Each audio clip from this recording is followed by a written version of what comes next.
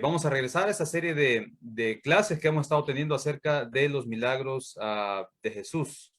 También saludamos a todos aquellos hermanos que nos están viendo por medio de las redes sociales, especialmente por Facebook. Tenemos ahí a varios hermanos de la congregación que también están conectados. Vi por ahí al hermano César, vi a la hermana Socorro, y bueno, también están otros hermanos ahí a los cuales saludamos, al hermano Chumbile, allá en Perú, que también nos está viendo en este momento. Muy bien, estamos con esta serie a los milagros de Jesús, y yo quisiera preguntarle a ustedes qué milagros son los que hemos visto, y como estamos en formato de clase participativa, yo quisiera que ustedes abrieran su micrófono y me dijeran qué milagros hemos visto hasta el momento. Hoy es nuestro cuarto miércoles con este formato, así que quisiera yo preguntarles, ¿qué milagros hemos visto? Solamente hemos visto 3, los hemos analizado y hemos tratado de absorber algún tipo de aprendizaje para nosotros. ¿Alguno de los que me está viendo aquí en Zoom quiera, o si está viendo en Facebook, también puede escribir y igual podemos compartir esto? A ver, ¿alguien que se anime?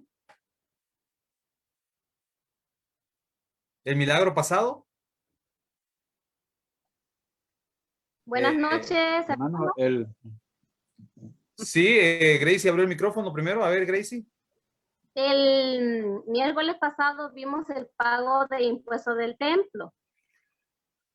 Que declararon el impuesto a Jesús, ¿verdad? Y hablamos de que él no necesitaba pagar los impuestos, pero sin embargo lo hizo, ¿verdad? Mandó a Pedro a pescar con un anzuelo y le dijo que del primer pez que sacara, que le abriera la boca y sacara una moneda, y que de ahí pagara el impuesto de él y el de Jesús. Ok, muy bien. Marcio, ¿iba a decir algo usted? Vi que abrió el micrófono, así que por eso le pregunto. Sí, era como la pregunta que estaba haciendo, lo que respondió la hermana Gracie. Ok, muy El- bien. el- la, Ajá, anterior, dígame. ¿La anterior cuál? la anterior fue cuando Jesús revive a la hija de Jairo, ¿verdad? Y también fue cuando la gente, este Jairo pensó que ya, como la hija estaba muerta, ya para qué, como que ni ya para qué, porque Jesús no le dio tanta atención a eso, sino que también estaba en lo que la mujer con flujo sanguíneo había sanado a través de tocarlo, del poder de él. Pero aún así él fue y la resucitó, ¿verdad? Ok, muy bien. Mire qué interesante esto. Primero, Lupe. El primero, A ver, primero, ¿cuál era? el endemoniado gadareno. Ok, muy bien, muy bien. Entonces, miren, con base en todo lo que ustedes han dicho, escuchen bien, con base en todo lo que ustedes han dicho, hemos visto que Jesús ha mostrado su poder en el milagro pasado sobre la naturaleza, porque las probabilidades de que vaya a pescar y justo encuentre un pez, justo con la moneda que resulta ser la que va a pagar el impuesto de Pedro y de Jesús, Jesús claramente muestra su poder sobre la naturaleza. En el milagro anterior, Jesús muestra su poder sobre la muerte al levantar a la hija de Jairo. Y en el primer milagro, Jesús muestra su poder sobre los demonios. Entonces, hemos visto que los milagros van más allá de la lógica humana. ¿Se recuerdan que vimos eso? También vimos que los milagros escapan a una explicación racional. Simplemente no hay manera de seguir una lógica, porque por eso son eventos sobrenaturales. O sea, no hay explicación lógica para esto. Entonces, hemos visto a Jesús triunfando sobre los demonios, a Jesús triunfando sobre la muerte y Jesús triunfando, ¿verdad?, sobre la naturaleza. Y en esta ocasión, por primera vez, ahora sí vamos a ver un milagro que tiene que ver con la enfermedad. ¿Ok? Entonces, el milagro que vamos a estar estudiando esta noche es cuando Jesús sana a un ciego de nacimiento. Así que le voy a pedir que vayan sus Biblias. Aquí sí, Joel, voy a leer directamente la Biblia de los hermanos, ¿verdad? Para que los hermanos vayan buscando en sus Biblias. Vamos a Juan capítulo 9, ¿ok? Miren lo que vamos a hacer en esta noche. Es muy importante que pueda ubicar su Biblia usted ahí a la par, y también si tiene usted un cuaderno, si tiene usted un lápiz para hacer apuntes, o si usted queda con alguna pregunta, entonces sería muy interesante que la pueda apuntar. Los que están en Facebook pueden ahí escribirla, o también pueden escribir en Facebook sus aportes, sus comentarios sobre todo lo que vamos a estar nosotros diciendo. ¿Ok? Aquí la cosa es que todos aprendemos de todos, y de esa manera todos construimos el aprendizaje en esta clase. Muy bien. Escuchen bien, miren la pantalla lo que vamos a hacer. Lo que vamos a hacer es esto. Yo estuve tratando de ver cómo podríamos organizarnos para este milagro que es muy extenso en la narrativa de Juan, y esto es lo que vamos a hacer. A algunos, ¿verdad? Les gusta, cuando ven este milagro, les gusta llamarle, los estudiosos bíblicos le llaman a esta porción bíblica o a estos relatos, ellos lo dividen por fragmentos, ¿no? Que ellos comúnmente llaman perícopas, pero aquí no nos vamos a meter a ese asunto. Simplemente es importante que, por cuestión de clase, por cuestión de conveniencia, con el propósito de enseñanza, vamos a dividir este milagro en 3 diferentes secciones. La primera sección es donde vemos a los diferentes grupos alrededor de este milagro. La segunda sección que nosotros vemos es la convicción que genera esa persona que fue sanada, es decir, el ciego de nacimiento. Y la última sección va a ser el encuentro espiritual que tiene este ciego con Jesús, ¿ok? Bueno, el que era ciego, porque vamos a ver que el milagro consiste en que él pudo ver al final. Entonces, si me estoy haciendo entender, Miro, lo que estoy intentando decir, Miro, es que el milagro lo podemos dividir en 3 partes. Pero en esta clase, en la clase de esta noche, hoy miércoles, solamente vamos a dedicarnos a ver esta primera parte nada más, ¿verdad? Vamos a analizar a diferentes grupos de personas que están alrededor del milagro. Es decir, el personaje principal de este relato es el Señor Jesús, pero el personaje que es más relevante después del Señor Jesús en la lectura va a ser el ciego, por diferentes razones. Pero después del ciego van a interactuar diferentes, ¿verdad?, de grupos de personas que están vinculados con este milagro. Incluso yo en otras ocasiones ya he hablado de este milagro ahí en la congregación, pero ahora trato de darle un toque un poquito diferente.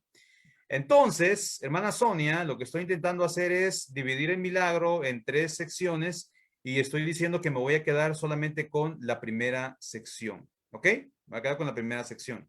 No voy a hablar de la convicción del sanado, por lo tanto no voy a leer los versículos 24 al 34, y tampoco voy a hablar sobre el encuentro espiritual que tiene el ciego con Jesús, que está en el versículo 35 al 41. Entonces, para aprovechar bien el tiempo, voy a enfocarme solamente en esta primera parte. ¿Ok?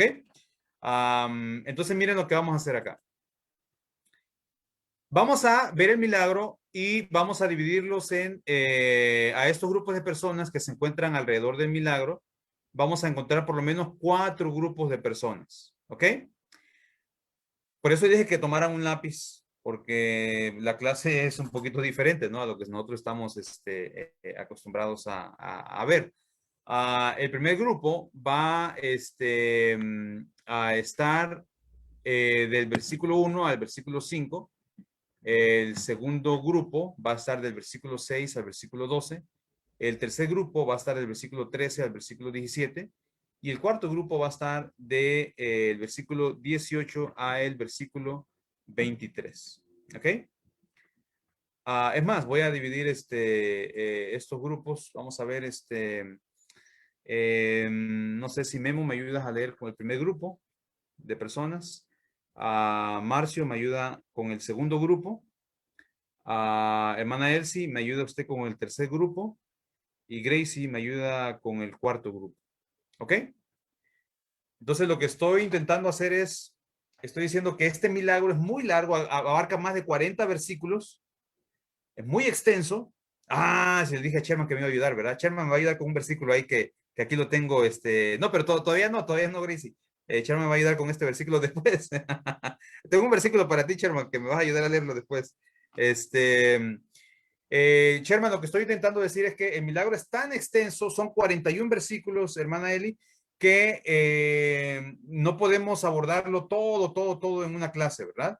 Así que lo único que vamos a hacer es abordar la primera parte de este milagro.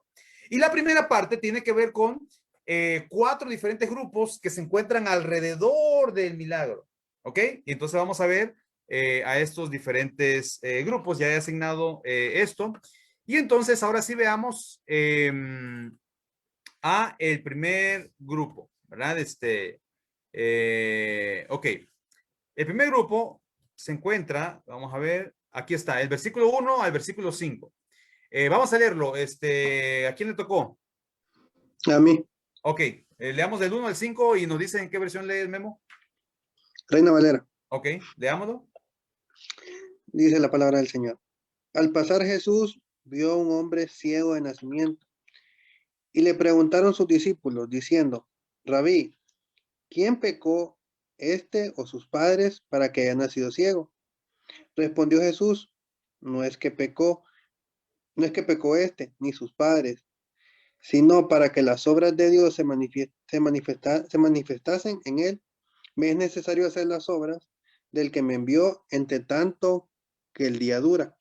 La noche viene cuando nadie puede trabajar. Entre tanto que estoy en el mundo, luz soy del mundo. Ok, muy bien, gracias, Memo. Ustedes notaron que yo he aclarado al principio de esta clase que mi enfoque no va a estar en el ciego en esta noche. Mi enfoque no va a estar tanto en el encuentro espiritual que tiene con Jesús. Mi enfoque va a estar en las personas que están alrededor de este milagro. ¿Ok? Entonces, el primer grupo que nosotros encontramos es miren, el grupo de los discípulos. Y entonces, necesito que se meta usted a la historia. Porque en la historia claramente vemos que el primer grupo que interactúa con este milagro es el grupo de los discípulos. Y nota usted qué interesante, ¿no? Los discípulos van juntamente con Jesús y ven a el ciego. Y curiosamente, lo primero que hacen es cuestionan la situación en la que está el ciego. Los discípulos no ayudan, los discípulos no colaboran, sino que ellos al ver a este hombre ahí, ¿verdad? A ver a este pobre hombre, aprovechan porque quieren que Jesús les dé una enseñanza. Entonces, mira, hermana María, lo que hacen los discípulos. Le preguntan a Jesús, ¿quién tiene la culpa de que este hombre esté así? Ellos infieren, ¿verdad?, de que este ciego está así por culpa ya sea de él mismo o de alguien más. En este caso le preguntan a Jesús, este hombre está ciego, ¿quién pecó? ¿Pecó él o sus padres? Ahora, el texto dice que el ciego nació así, ¿verdad? Este hombre había nacido así. Y mire qué interesante que los discípulos buscan la causa, la razón del por qué hombre está así. Y esto tiene que ver mucho con la cosmovisión que tenían los judíos o algunos judíos en aquella época, que algunos de los judíos creían que toda enfermedad era consecuencia del pecado. Entonces, los discípulos buscan la causa de por qué este hombre está así. Y aquí solamente pueden haber dos, ¿verdad? De causas. Una es el pecado de sus padres o el pecado de él, pero óigame, el pecado de él está medio muy raro, ¿no? Porque él nació así. Al menos que haya pecado desde que estaba, ¿verdad? En un estado prenatal. Entonces vemos que esa idea está un poquito descabellada, ¿no? Y muestra un poquito la ceguera espiritual de los discípulos, lo errado que estaban ellos, ¿no? Pero bueno, el caso es que los discípulos están buscando la causa del mal, la causa del dolor, la causa del sufrimiento, y rápidamente delimitan a esto a culpables, ¿no? O es el ciego o fueron sus padres, pero el ciego no puede ser porque si él nació así, no fue culpa de él, ¿no? A no ser que estemos culpando a un ser humano en estado prenatal. Fíjense qué interesante, ¿no? La reacción de los discípulos. ¿Qué les llama la atención a ustedes de esta primera aseveración que hacen los discípulos? Vamos a ver. A mí me parece muy interesante. ¿Qué piensan ustedes? Pueden abrir su micrófono y dar su opinión. A Joel. Creo que es normal a veces buscar culpables, ¿verdad? De todo.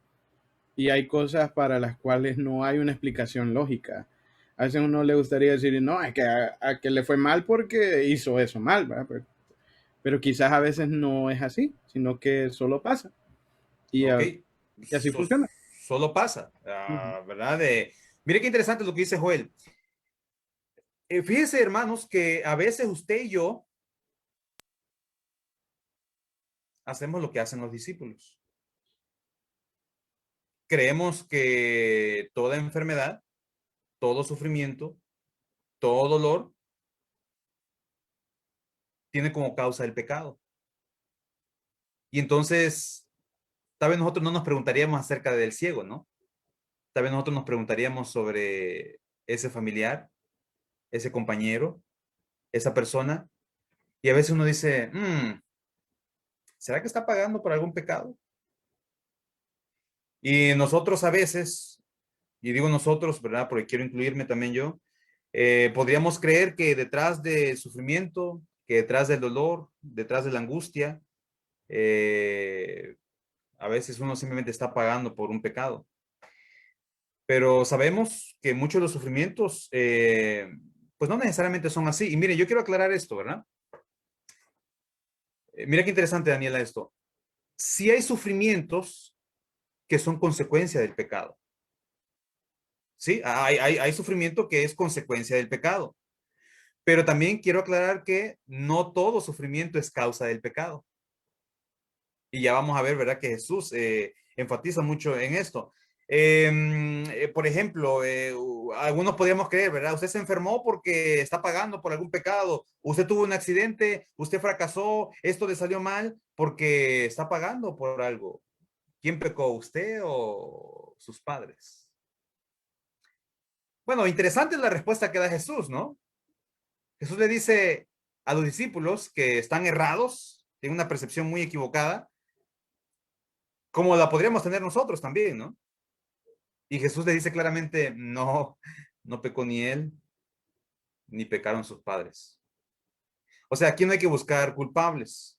El culpable no es él, ni tampoco son sus padres. Y todo lo contrario, no vemos que Jesús ve una oportunidad para manifestar la gloria de Dios ahí en este ciego. Ahora, ustedes y yo conocemos la historia de Job, ¿no? Y la historia de Job nos enseña de que en ocasiones simplemente sufrimos, simplemente, ¿verdad? La pasamos mal, pero no necesariamente es a causa del pecado. Usted y yo estamos en una dimensión humana, ¿verdad? Y en esta dimensión humana hay dolor, hay tristeza, hay agonía, hay enfermedad, hay cáncer, hay muchas cosas que no necesariamente están vinculadas al pecado. Simplemente son cosas humanas, son cosas naturales. Y mire qué interesante, Jesús nos está enseñando acá que no todo sufrimiento es consecuencia de que estamos pagando por algo. Ahora, ¿cómo debemos evitar nosotros caer en el error de los discípulos? Le pregunto yo a ustedes. Si los discípulos que estaban con el Señor cometieron este error, ¿cómo nosotros deberíamos evitar caer en un error similar? O tal vez ustedes digan, pues hermano Lupe, la verdad es que no estoy muy de acuerdo con usted por esto, esto y esto. Igual, estamos en una clase donde podemos diferir, no hay ningún problema. Siempre y cuando usted participe, ¿verdad? Y pueda argumentar, no hay ningún problema. ¿O ustedes prefieren el formato de monólogo, que solamente yo hable? A ver, escuchamos a Giovanni. Hermano Lupe, usted dice que qué debemos hacer nosotros si los discípulos O sea, ¿qué queremos... podríamos hacer nosotros para evitar caer en el error que cometieron ellos, Marcio? Bueno, usted ha escuchado que nosotros tenemos que aprender de los errores de los demás. Ajá. Los discípulos cometieron este error y las clases bíblicas, el aprendizaje bíblico, la enseñanza bíblica, se trata de eso, de enseñarnos a actuar a través de la Biblia. Y nosotros tenemos que ir aprendiendo a esos errores, a no juzgar antes de ser juzgado, como dicen, porque Y como dice usted, es una costumbre nuestra, yo creo que del ser humano, ver que máxime un cristiano, que los cristianos somos como los más perseguidos en buscarnos ese puntito negro para ver, ve, y es cristiano. Aún así, nosotros como cristianos también a veces podemos juzgar indebidamente sin antes verificar, ¿verdad? El hecho. Y creo que uno de los aprendizajes más sabios, por ejemplo, por decir, es aprender de los discípulos, de la vida de ellos, de ya que cometieron ese error, tratar de no cometerlo nosotros y ver de que todos podemos cometer errores o podemos estar pasando una crisis de enfermedad, una prueba, puede ser parte de la formación de esa nueva vasija que Dios y Cristo están haciendo en uno. Ok. Ahora, parece ser que a veces es muy fácil, ¿no? Caer en este error. A veces es muy fácil dejarse llevar por la percepción que tenemos, ¿verdad? De las cosas. Pero mire qué interesante este relato nos enseña de que hay que ser muy cuidadosos. Y ese es el punto que yo quiero enfatizar. Hay que ser muy cuidadosos al momento de vertir una opinión, vertir un juicio, ¿verdad? Porque podríamos estar haciendo lo mismo que hicieron los discípulos. Hermano Germán. Sí, buenas noches, bendiciones a todos, hermanos.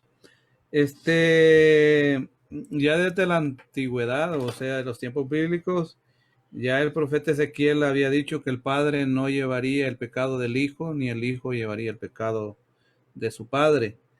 Sin embargo, eso lo que nos enseña es que nosotros como creyentes y el pueblo de Israel también como pueblo de Dios en su tiempo, no conocemos, ¿verdad? Muy bien las escrituras y a veces el pensamiento se sobrepone, ¿verdad? Al criterio bíblico. Entonces, a veces hacemos doctrinas de lo que oímos y no de lo que hemos estudiado. Y esto es interesante, ¿verdad? Porque prácticamente fue una pregunta que ellos debían haber conocido ya, ¿verdad? Pero por desconocer la palabra, a veces cometemos esos errores.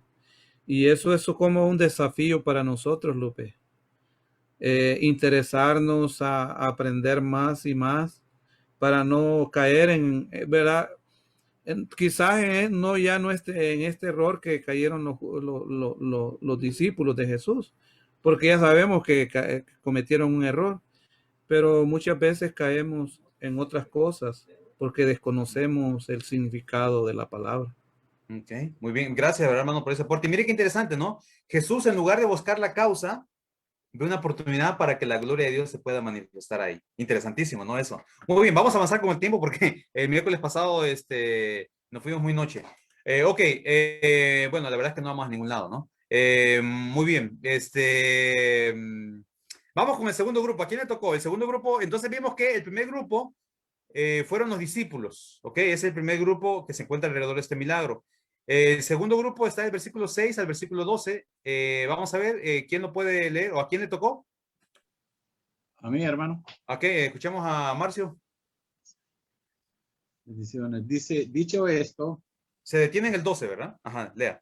Sí, estoy leyendo la nueva versión internacional. No hay problema, no hay problema. Dice, dicho esto, escupió en el suelo, hizo barro con la saliva y se le untó.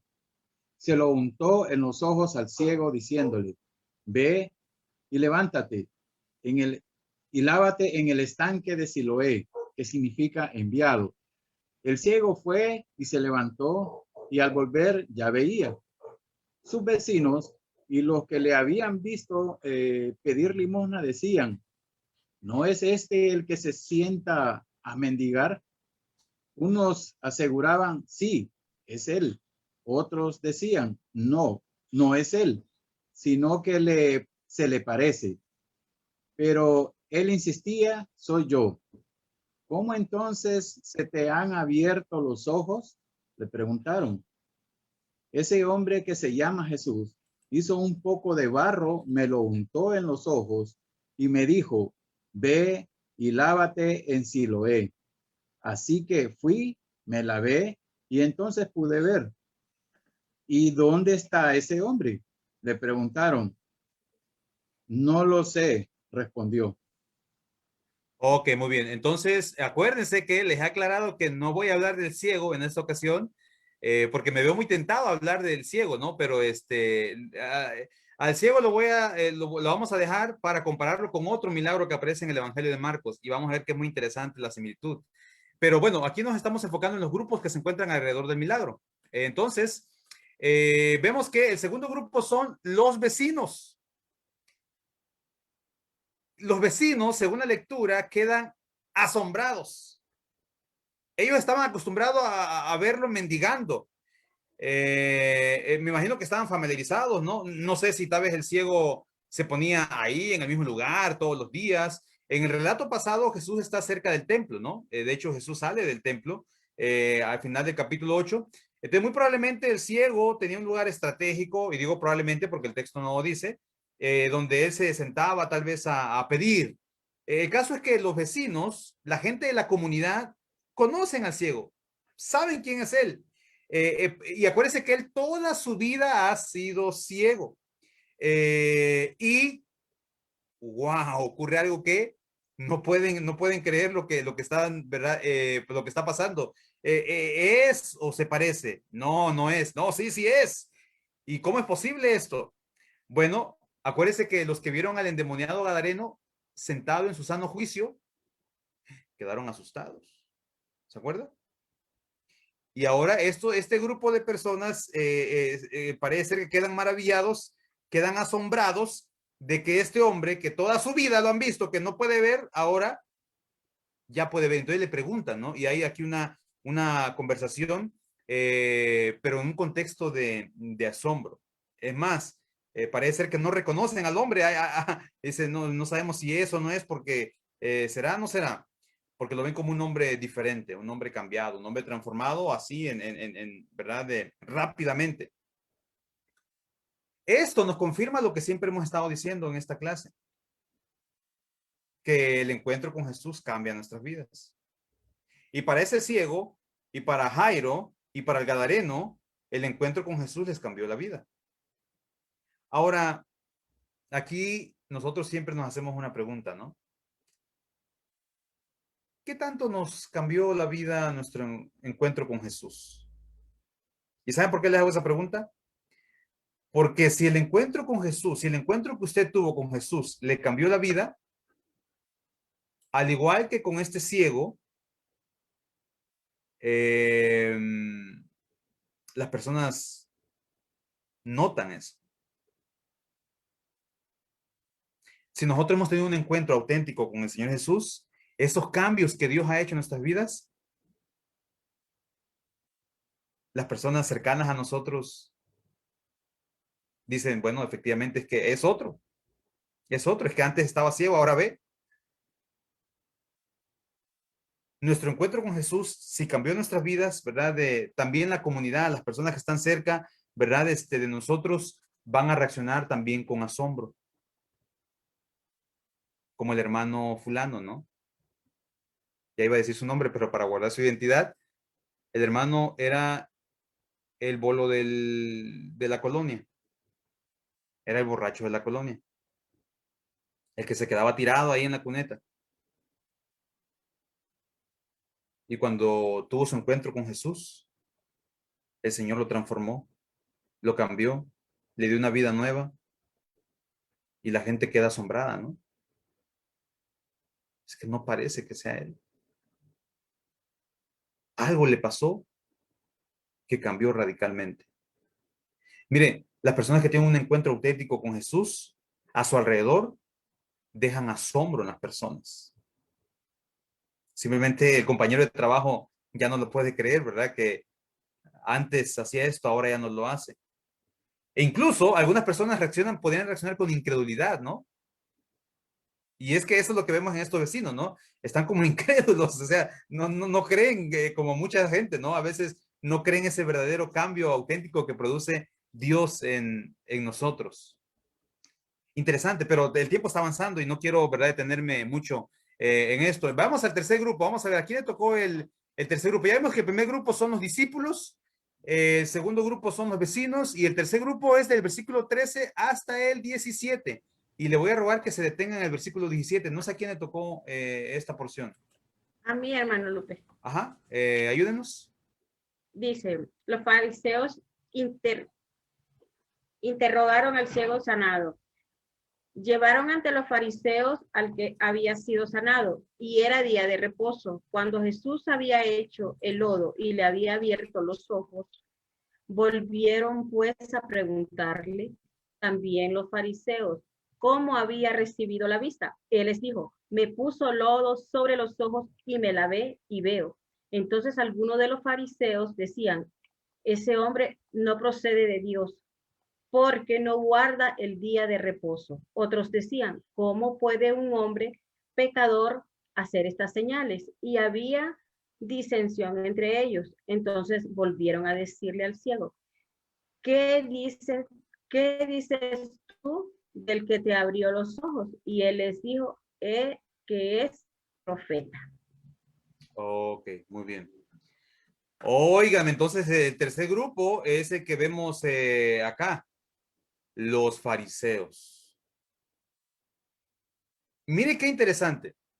Ojo, los que están apuntando, ojalá que apunten en sus notas que en el capítulo 8, Jesús había tenido muchos encuentros con estos líderes religiosos. En el capítulo 8, por ejemplo, Jesús le dice a los fariseos que querían apedrear a una mujer, que esté libre de pecado, que tire la primera piedra, ¿no? Después, los fariseos vienen y le hacen preguntas muy difíciles a Jesús. Después, los fariseos se están mofando, ¿verdad?, de que ellos son hijos de Abraham, y Jesús dice que son hijos del diablo. Después, quieren incluso apedrearlo al final del capítulo 8. Y aquí en este capítulo 9, muy interesante que ante este milagro, que no cabe duda que fue un milagro, ¿verdad? Curioso que la gente está asombrada, pero cuando los fariseos ven lo ocurrido, fíjense que ellos no ven un milagro. ¿Qué ven ellos? Ellos ven una violación a sus tradiciones. Mire qué tremendo esto, ¿verdad? O sea, los fariseos, en lugar de dar gloria a Dios, en lugar de glorificar el nombre del Señor, porque este hombre que era ciego ahora finalmente ve, ¿no? Lo que ellos ven es un problema. Y el problema es que lo sanó en el día sábado. No ven a un hombre sanado. Simplemente ven una violación al día de reposo. Ahora, en este evangelio de Juan, este es el segundo milagro que Jesús hace en día sábado. Y ya traían a Jesús, ¿verdad? De muy entre ceja y ceja. Y aquí aprovechan para confrontarle. Y entonces, acuérdense que los judíos, ellos tenían, ¿verdad? La ley, y la ley les prohibía hacer ciertas cosas y tenían ciertas cosas que ellos no podían hacer un día sábado, como por ejemplo, hacer masa. Y lo que vemos es que Jesús viene y con sus manos hace, ¿verdad? Con su saliva y con el lodo hace cierto elemento que para ellos están violando el sábado.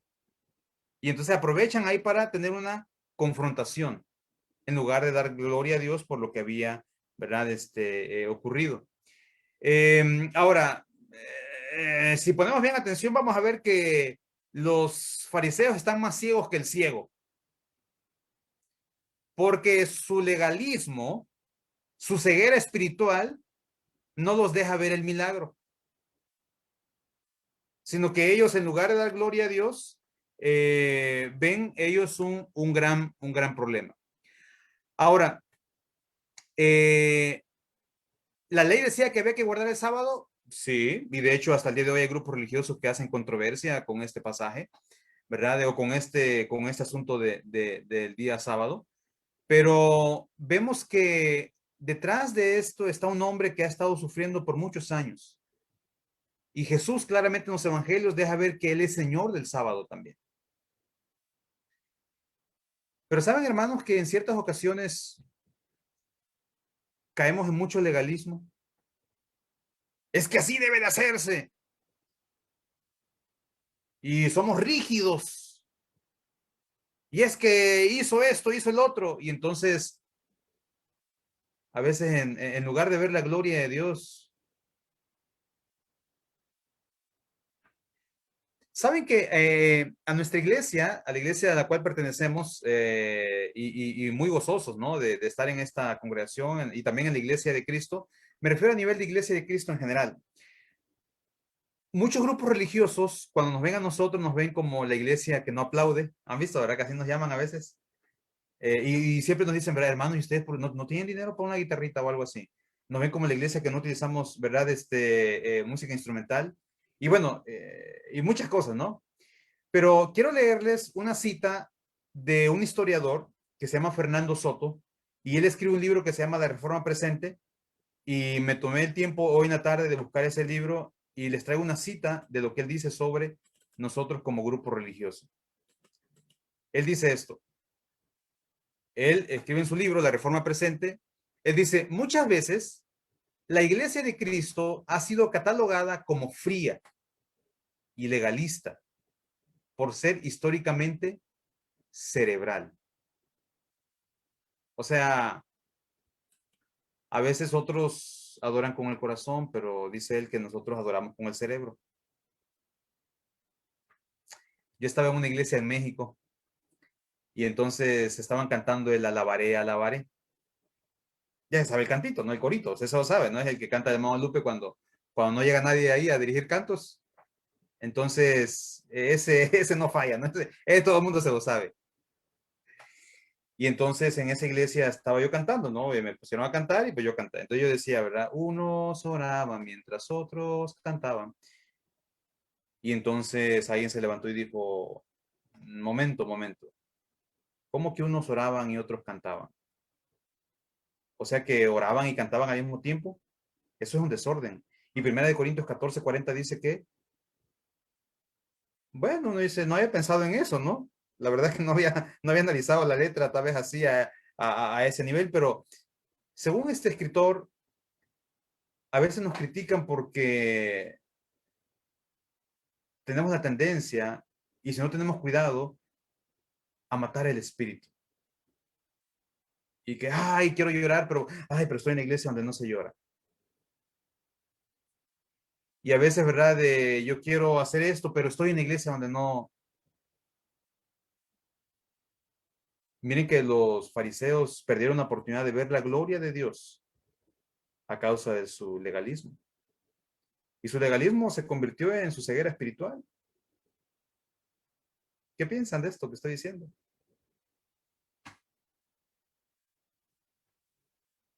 Creo que mejor sigo, ¿verdad? De acuerdo, de acuerdo. Ok, a ver, escuchemos a Joel. No, de acuerdo, no hay nada más que agregar.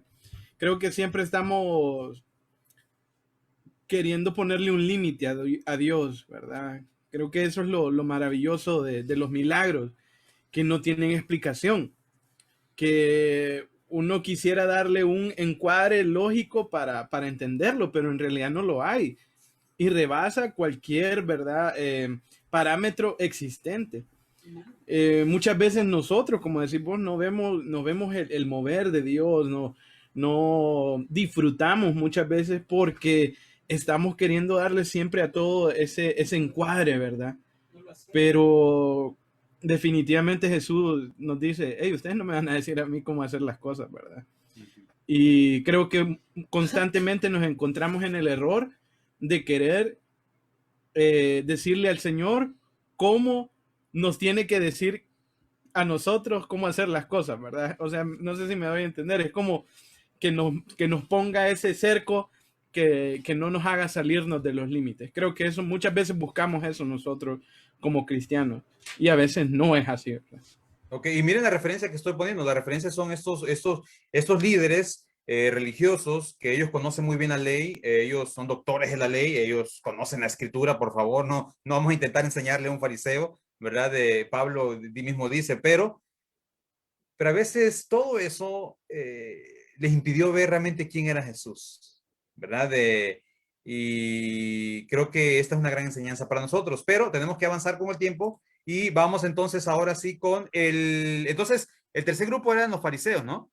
Y vamos a decir con el cuarto grupo, que es del versículo 18, y le voy a pedir a la persona que se le asignó este versículo que se detenga en el versículo 23. No sé a quién le tocó esta, pero vamos Amén. a... Ajá, Gracie, ¿nos ayudas y te detienes en el 23, por favor? Sí, pero los judíos no creían que él había sido ciego y que había recibido la vista, hasta que llamaron a los padres del que había recibido la vista y le preguntaron, diciendo, ¿es ese vuestro hijo, el que vosotros decís que nació ciego? ¿Cómo? Pues ve ahora. Sus padres respondieron y le dijeron, sabemos que este es nuestro hijo y que nació ciego, pero como ve ahora, no lo sabemos. ¿O quién le haya abierto los ojos? Nosotros tampoco lo sabemos. ¿Edad tiene? Preguntadle a él. Él hablará por sí mismo. Esto dijeron sus padres, porque tenían miedo de los judíos, por cuanto los judíos ya habían acordado que si alguno confesase que Jesús era el Mesías, fuera expulsado de la sinagoga. Por eso dijeron sus padres, ¿qué edad tiene? Preguntadle a él. Muy bien, gracias, Gracie. Mire qué interesante. El último grupo, bueno, tal vez solo son dos personas, ¿no? Pero qué interesante que los padres, ellos sabían todo lo que había sufrido su hijo, ¿no? Ellos saben todo lo que ha sufrido cuando fue niño, que no podía jugar como los otros niños, que no podía tener una vida, ¿verdad?, como otro adolescente. Y finalmente, esta es una gran oportunidad para testificar de lo que ha ocurrido. Es su hijo. Esa es la oportunidad. Efectivamente, ellos están corroborando que sí ve, el hombre ve. No hay duda de que es un milagro. Oh, pero Juan nos aclara de que ellos no van a decir nada porque no quieren ser expulsados por parte de estos líderes religiosos. No quieren perder su estatus dentro de su comunidad. Ellos no quieren incomodar ni quieren ser incomodados. Y aquí está así el versículo que teníamos para Sherman, que no me he olvidado, Sherman, el versículo es, ahí está mismo en Juan capítulo 7, versículo 13. Y Juan capítulo 7, versículo 13, ¿nos ayudas a leerlo, porfa, Sherman? Porque aquí hay otro grupo que se parece a los padres, siempre dentro de este evangelio de Juan. ¿Qué dice el texto? Pero ninguno hablaba abiertamente de él por miedo a los judíos. Ok, entonces, en el contexto, ¿verdad? Muchos creen en Jesús, pero nadie habla abiertamente de él. Por temor. Cuidadito. ¿Verdad? Por miedo. Ahora, no seamos muy injustos con los padres, porque estamos juzgando muy duro a los padres, ¿no? Pero yo creo que a veces yo he estado en el papel de estos padres. Sí, hay momentos donde yo me he acobardado, tal vez, y he hecho lo mismo que han hecho ellos. Teniendo la oportunidad para testificar, teniendo para la oportunidad de hablar de lo que Dios ha hecho, a veces, no, pues no queremos incomodar, ¿verdad? O no queremos ser incomodados. Entonces, por temor a que nos pase algo, nos digan algo, nos quedamos callados. Ante lo que Dios ha hecho en nuestras vidas, en ocasiones, para no incomodar o para no meterse en problemas, simplemente a veces nos acobardamos. Tal como le pasó a los padres del cielo. Y a veces decidimos callar. No sé si ustedes están de acuerdo conmigo o vamos a ver algún comentario que tengan sobre esto. ¿Qué piensan? También callados hoy. ¿Será porque saben que los están viendo ahí en Facebook? Un problema que a veces tenemos es que dice que los padres no hablaron porque temían ser expulsados de la sinagoga. Y a veces nosotros, ¿verdad? Para no perder la amistad, para no ser criticado, nos callamos. Y olvidamos que Dios nos da esa oportunidad para decirle al mundo que la religión lo ha cegado, que Jesucristo es Dios y que Él es el Todopoderoso, que no solamente hace milagros físicos, sino que también hace un milagro mucho más grande, ¿verdad?, en la vida de toda persona que tiene ese encuentro con Él, la vida eterna. Entonces, a veces nos da temor, sentimos temor, sentimos vergüenza otras veces. No queremos. Pero ninguna de las dos cosas que mencioné son válidas, ¿verdad? Más bien son defectos en nosotros, ¿verdad? Por ser personas que no aprovechamos ese momento de decirle a la gente, mire, lo que vio usted o lo que hizo en esa persona es la obra de Dios. No hay otra explicación, solo Dios puede hacer eso. O solo Jesús puede hacer eso. Muy bien, gracias hermano. Y entonces vemos nosotros que el cuarto grupo son los padres del ciego. Entonces, en esta noche, ¿qué aprendió usted? Bueno, en esta noche hemos aprendido que hay un milagro en el Evangelio de Juan que podemos estructurarlo de tres diferentes maneras. Pero en esta ocasión, por cuestión de formato para la enseñanza, solamente abordamos la primera parte de el milagro, ¿verdad? Y vemos que este milagro nos enseña por lo menos cuatro cosas. El primer grupo nos enseña que los discípulos cometieron el error de atribuirle a la enfermedad que era causa de algún pecado, ya sea de él o de sus padres. Pero en esta respuesta de Jesús vemos que no todo sufrimiento es causa del pecado. A veces uno se enferma y no quiere decir que uno está pagando algo, ¿no? A veces uno tiene ciertas situaciones difíciles y no necesariamente está pagando algún pecado. Aclaramos que el pecado en ocasiones produce sufrimiento y dolor, pero no todo sufrimiento y dolor es consecuencia del pecado. Así que Jesús le dice, no busquemos culpable, no es culpable ni él ni sus padres. Y todo lo contrario, ¿no? Él ve eso como una oportunidad para manifestar la gloria de Dios. El segundo grupo nos enseña que cuando uno realmente ha sido transformado por Dios, las personas que están a nuestro alrededor se van a quedar asombradas. No van a poder creer lo que Dios ha hecho con nosotros. No lo que nosotros hemos hecho o hemos logrado hacer, lo que Dios ha hecho en nuestras vidas. La gente queda como, ¿será? ¿No será? ¿Qué le dieron ahí que cambió? El tercer grupo nos enseña que a veces la peor ceguera que podemos tener es la ceguera espiritual. Creernos religiosos, ser legalistas y por ser tan legalistas, dejar de ver la gloria de Dios. Y el último grupo nos enseña que a veces nos acobardamos y tenemos oportunidad para testificar.